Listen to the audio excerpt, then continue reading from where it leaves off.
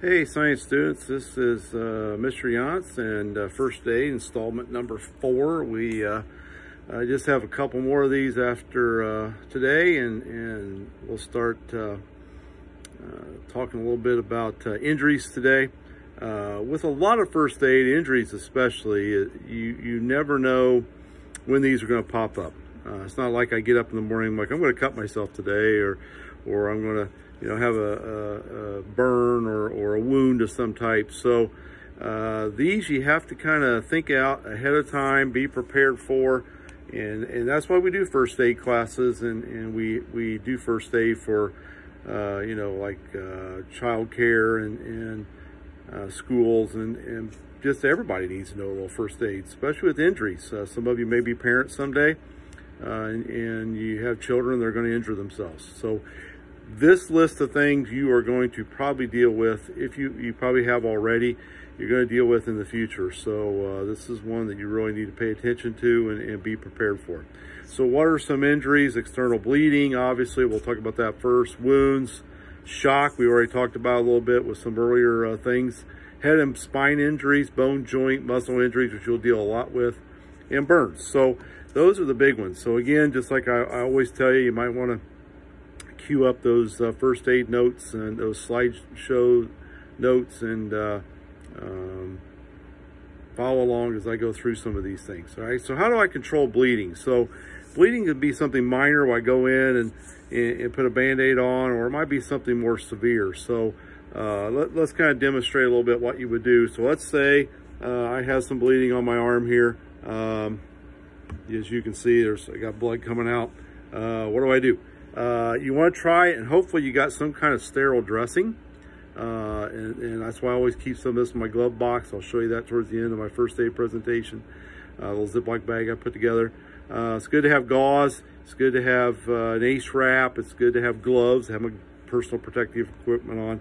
So you're going to apply that sterile gauze, and you're going to put direct pressure on it. And you may have to yourself or have someone else do that. It just depends on how much blood you've lost and who's around and that type of thing. And you just keep applying pressure. Hopefully that does the trick. After a while, if it doesn't stop, add another one on there.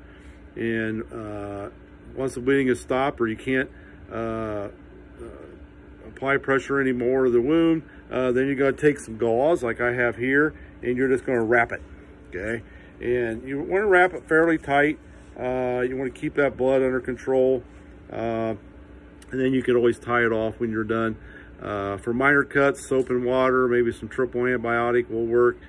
For severe cuts and lacerations that may, you may have to go to the ER or Ready-Med and get that looked at.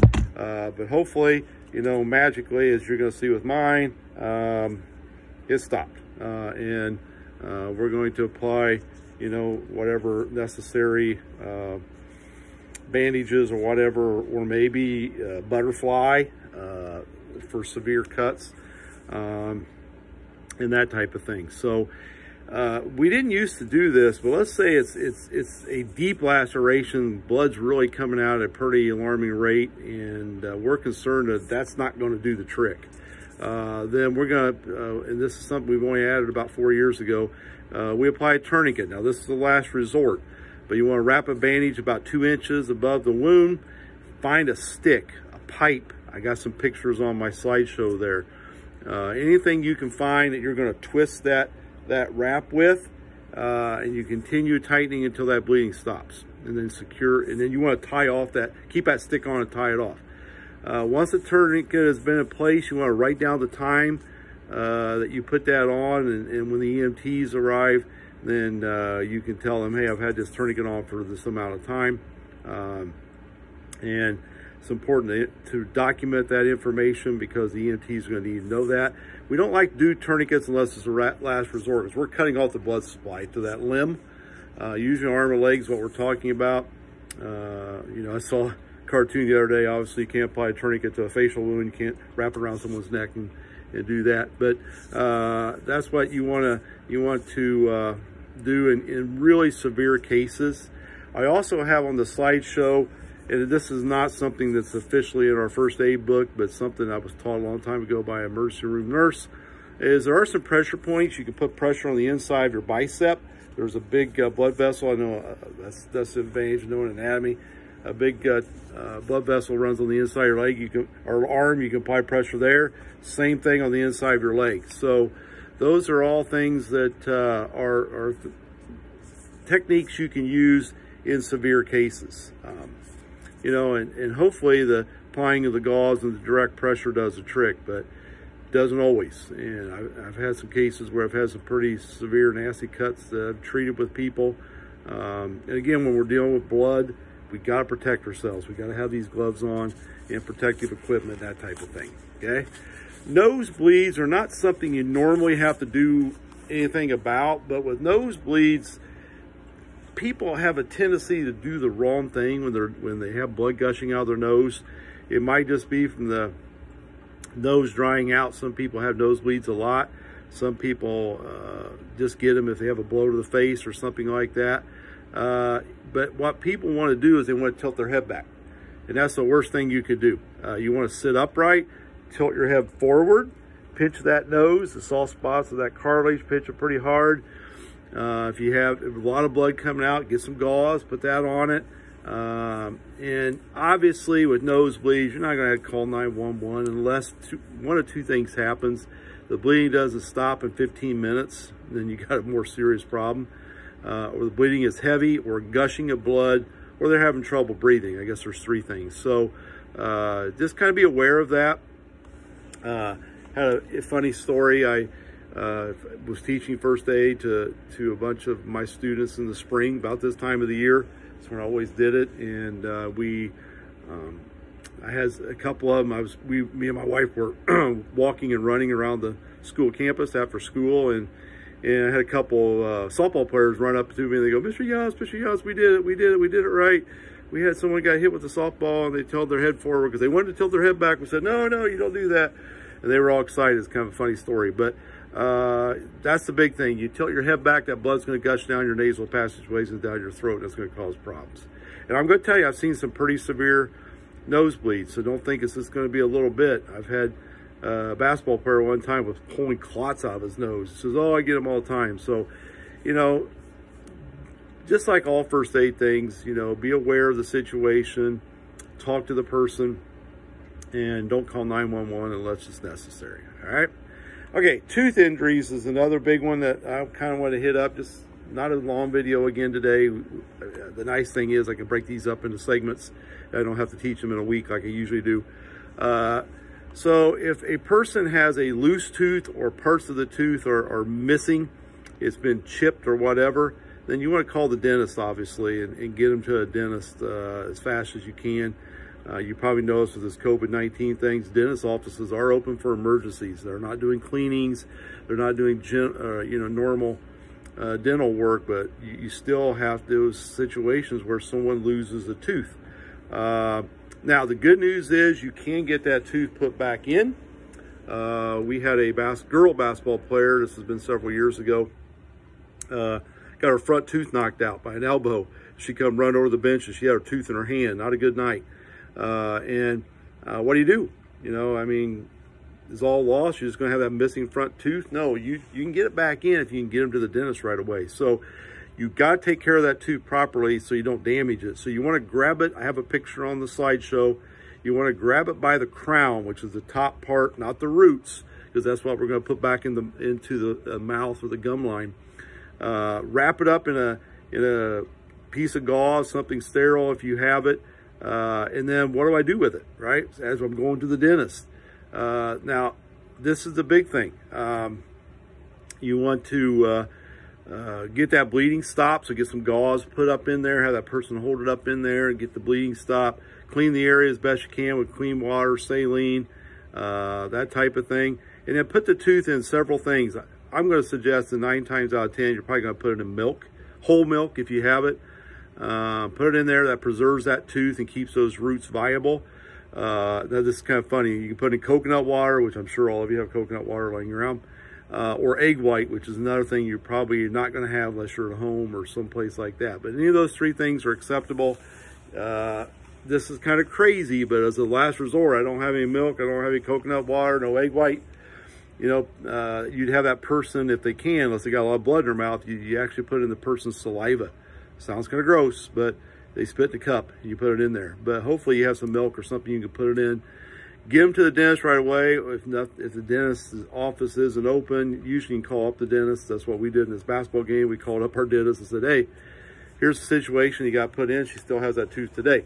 I see her all the time. So, or the ER. I mean, last resort, go to the ER, but emergency room. But hopefully you can get them to a dentist and get that taken care of. The biggest thing is be careful how you pick it up and make sure you get them to the dentist as fast as you possibly can.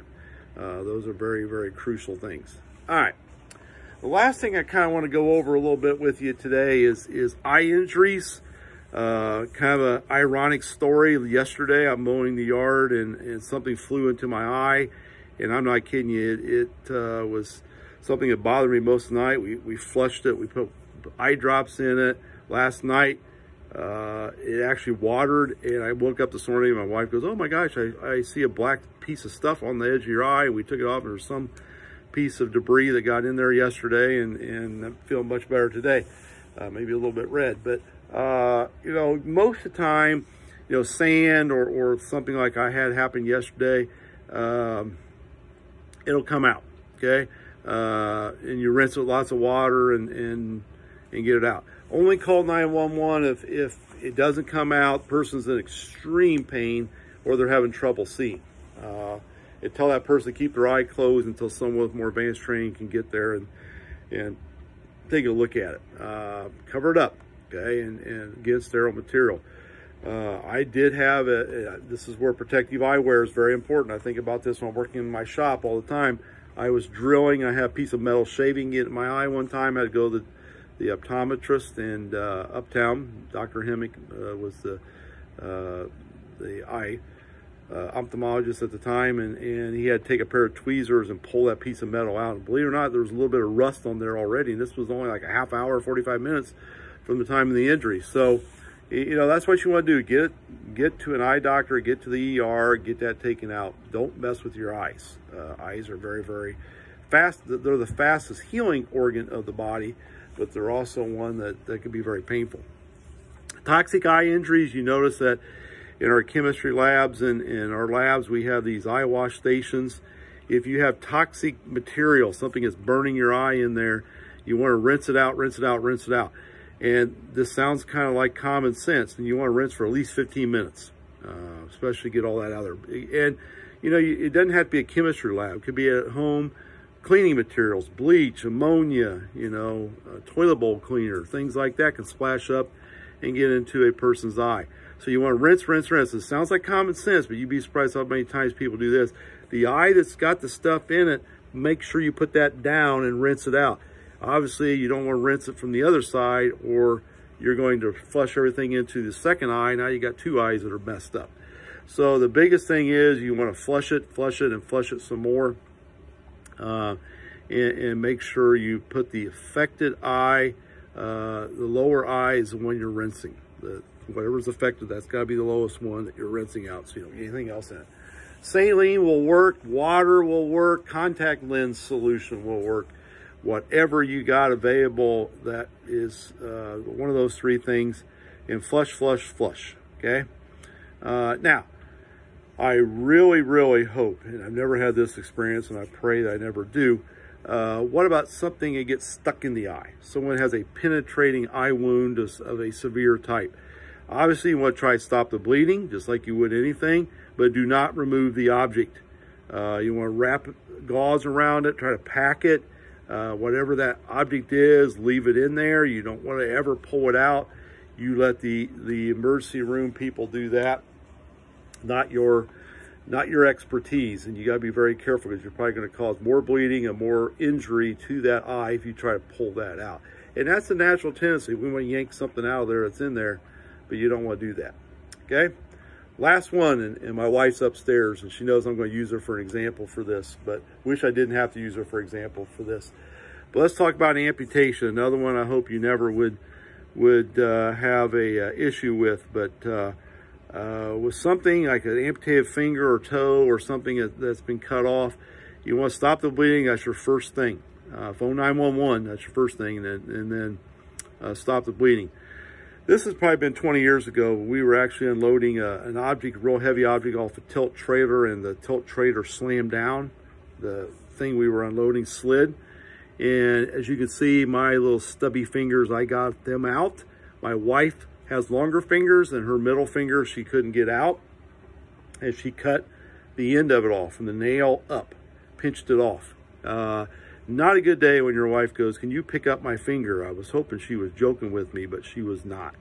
The bone was sticking out. I grabbed some gauze out of the car. We wrapped it. We got packed. We got the bleeding stopped. She was doing really well. You got to worry about shock in this situation too, especially if you got a lot of blood loss, and obviously a severe injury like that, people are going to panic a little bit. What I did was I picked up the finger, I got it in a cup, I drove really fast, which was about 5 minutes away, to my mother-in-law and father-in-law's house.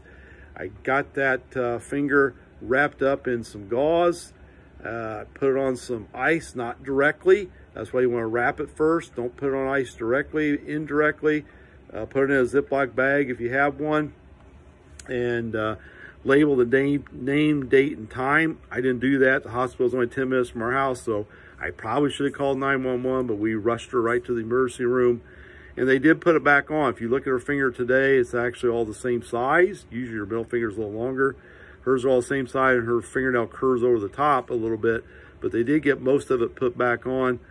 That's the biggest thing. You want to try to preserve it. Time is of an essence. Get them to the emergency room as fast as you possibly can, and hopefully they can get that severed limb put back on. Most people don't think you can, but you can. In some cases, get that put back on. So the biggest thing is get the bleeding stopped, call 911, and be careful with the amputated part. Do not put it directly on ice, because you can frostbite the tissue. You want to put it in a Ziploc bag, cover it up with something, put it indirectly on ice, and get them treated and get that situation taken care of. So that covers a lot of the injuries today. I got just a few I'll hit up on the next installment, so we got 2 more. Hope you guys are staying safe. Today we're starting to ease up a little bit of our instructions, but I'm telling you, stay diligent. I'm a science teacher. Science will win over this COVID-19, but just be careful out there, because as soon as we start opening things up, it's a very good possibility this could flare up again, and we could be back to square one, and we hope not.